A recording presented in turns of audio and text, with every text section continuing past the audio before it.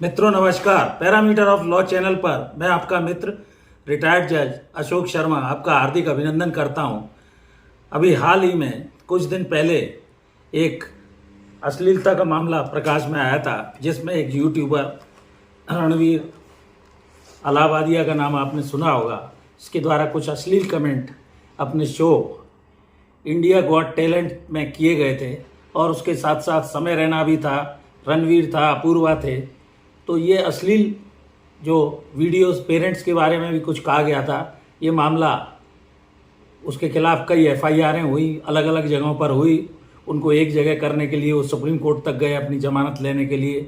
वहाँ पर supreme court ने सारे मामले को सुना, समझा। अब इसमें क्या लॉ की स्थिति है और क्या गाइडलाइन सुप्रीम कोर्ट द्वारा दी गई है, मैं आपको बताने जा रहा हूँ, जो ध्यान से सुनिए। अभी हाल ही में भारतीय न्याय संहिता 2023 जो 1 जुलाई 2024 से एप्लीकेबल हो गई है, उसकी कुछ धाराएं आपको जाननी चाहिए।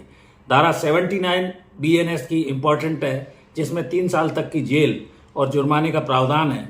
किसी भी तरह की मर्यादा का उल्लंघन करने पर शब्दों और इशारों से या महिला की मर्यादा का अपमान करने के लिए 3 साल तक की जेल और जुर्माना है। 18 साल से कम अगर कोई की उम्र है तो सेक्शन 95 के तहत 3 साल तक की सजा का प्रावधान है।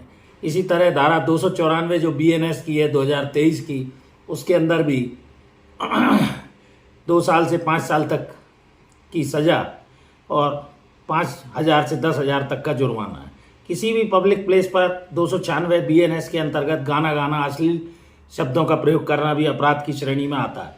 इसमें 3 महीने तक की सजा और 1,000 रुपये तक का जुर्माना है। इसी तरह IT act, information technology act की धारा 67 के तहत 3 से 5 साल तक की जेल और 10 लाख तक के जुर्माने के प्रावधान है। इसके अलावा सिनेमेटोग्राफी एक्ट और indecent representation of women act की भी धाराएं लगाई गई हैं।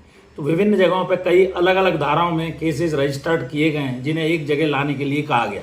सुप्रीम कोर्ट ने सारे मैटर्स को सुना और उसमें 3-4 कंडीशन के आधार पर उन्होंने ये कहा है कि फिलहाल उसकी गिरफ्तारी नहीं होगी अगर वो जांच में शामिल होता है और जांच में सहयोग करता है।